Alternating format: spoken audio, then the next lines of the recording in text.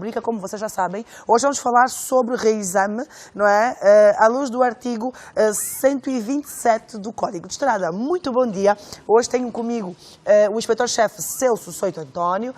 Seja bem-vindo ao nosso programa. Bom dia e muito obrigado pelo convite, Edulza. Exatamente. Hoje é para falarmos sobre reexame. Há muitas pessoas aí em casa que acham que não se faz, não é? Não se volta a fazer o exame. Então vamos aqui perceber em que circunstâncias, não é? Que o reexame é aqui chamado, não é? Em que situações é que nós devemos nos preparar para este reexame. Então vamos começar, não é? Afinal, quando é que nós precisamos de fazer um reexame? Ok. O reexame é feito de acordo com o comportamento do condutor.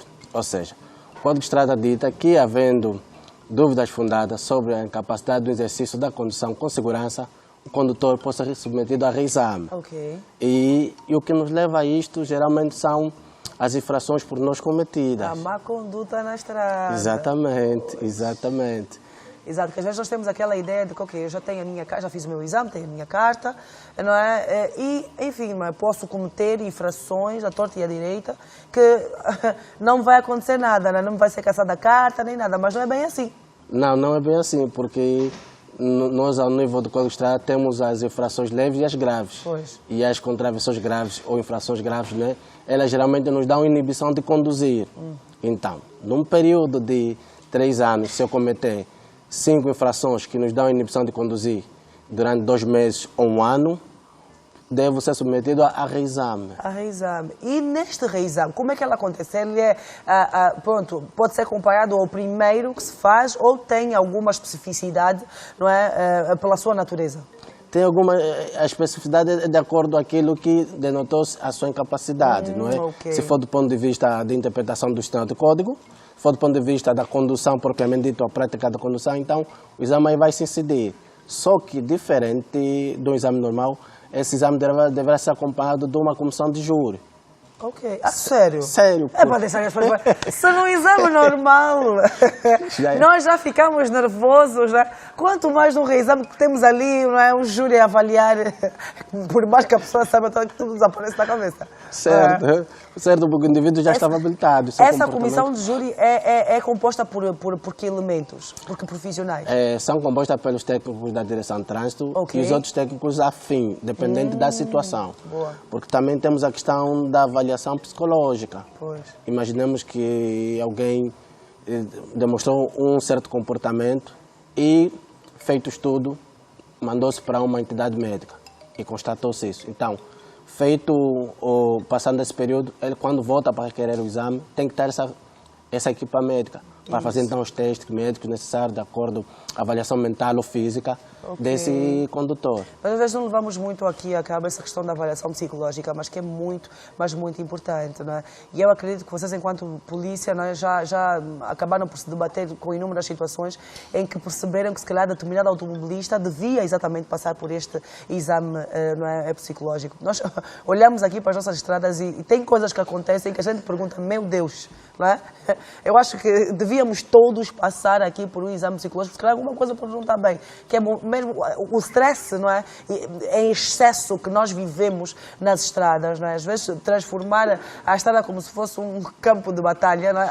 Dá a sensação de que todos nós precisamos de passar por essa avaliação, não é? E que as pessoas não pensem, se calhar, que é algo que se vai fazer só algumas pessoas. Não, mas se nós colocarmos na cabeça que todos nós devíamos passar por um exame, acho que estaríamos a salvaguardar, não é? Todo mundo. Certo, certo. Acho que teremos a salvaguardar. Isto tem acontecido, pois embora de forma minimizada, nós já temos aqui... Já têm feito algumas... Sim, já temos, sim. E até porque, quando do exame, é o primeiro contato que os examinadores têm com o aluno. Sim. E damos sempre conta de uma ou de outra coisa. Então, chamamos os nossos técnicos, no nosso caso, os nossos psicólogos, fazem uma pré-consulta, uma anamnese, penso que esse é o nome que eles chamam. Sim, sim, então, quando vejam que a situação é mais grave, então encaminham. O exame deste é suspenso. Já teve, exatamente, assim, alguma situação em que teve mesmo que se suspender, por exemplo? Lembra-se de alguma situação que tenha acontecido? Já tivemos um caso engraçado que apareceu um candidato embriagado. Na altura do exame, certo? Não. Veio fazer exame embriagado.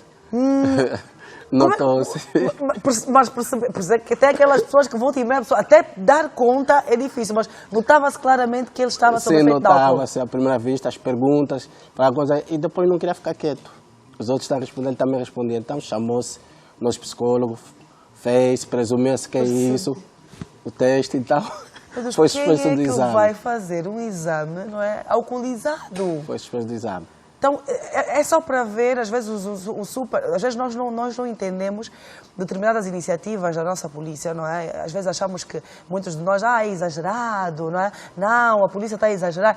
Mas com esse tipo de exemplos, começamos a perceber que não é? Que é necessário a polícia ter o seu olho atento. É necessário do ponto de vista da prevenção e do ponto de vista indo aqui para o Código de Estrada, tem unicamente a especificidade de proteger o bem maior, é a vida. De razão da qual, sempre que necessário, deve ser submetido. Então, quando o candidato, no caso do exame, não é, o condutor, se notar essa prática, ou então também num período de 3 anos, se cometer 3 infrações que dão inibição até 2 anos de conduzir, como uma delas é andar em sentido contrário, a outra é fazer exercício da condução sobre efeito de álcool ou embriagado, que também agora já é crime. Sim, tendo em conta essa repercussão, novo Código Penal atribui ela crime. Então, tendo em conta essas situações, é que o indivíduo deve ser remetido a reexame. Do ponto de vista sempre de salvaguardar a segurança. Porque num acidente não sai sempre o ferido a quem conduziu, sai sempre um ou mais. Se calhar vem o peão que nada tinha a ver. Se calhar um terceiro que nem sabia, é colhido por alguém que estava embriagado e não jogava. Então, o fim sempre a última salvaguarda da vida. E mais uma vez nós recaímos na questão que tocamos todos os dias, que é a questão da consciência que precisa ser tomada, não é? É a consciência do ser humano, quando nós estamos a estar, ter noção da responsabilidade que nós temos, não é? Quando conseguimos ali o documentozinho, a carta de condução, e realmente esse recado vai para quem tem a ânsia de ter não é, a sua habilitação para conduzir, tem que ter noção que é aqui um documento com muita responsabilidade, não é? É um documento de máxima responsabilidade. Olha aqui, com aquele documento, tu podes tirar a tua vida, a vida dos que vão contigo e a vida de terceiros que até nem conheces. Exatamente. Olha, vamos então aqui acatar, não é, estes conselhos e a não achar estranho, não é, se eventualmente cometer alguma infração e depois precisar então se submeter a um reexame, né, procedimento normal, porque às vezes nós temos a mania de reclamar quando não temos, né, aí a noção de que afinal é um procedimento normal. Vou pedir então que deixe aqui as últimas recomendações para quem nos acompanha. Hoje é sexta-feira e sabemos que o olhar da nossa polícia sexta-feira, nós, angolanos, somos mesmo muito festeiros, gostamos de estar com a família, gostamos de tudo isto, mas é necessário, não é, que se tenha responsabilidade para evitar o pior, não é? Então, aqui as recomendações que nos vai deixar para hoje. Ok. Sobre recomendações, tendo em conta hoje é sexta-feira, queria pedir a todos os automobilistas e à sociedade em geral para uma atitude prudente e o cumprimento do Código de Estrada. Nós temos dito que há coisas que não se misturam e uma delas é a condução com a bebida alcoólica. Exato. É como se fosse o óleo e a água, não se misturam. Então, você vai conduzir uma condução prudente, a abstenção a bebidas alcoólicas, porque a má condução ou não acatamento da regra de trânsito tira a tua vida, aí a vida dos outros. Imagine Deus aqui num acidente, é só um que vai ao volante, mas as vítimas são sempre mais de um. Pois. Num IASE, por exemplo, um táxi, no mínimo são 15 lugares agora.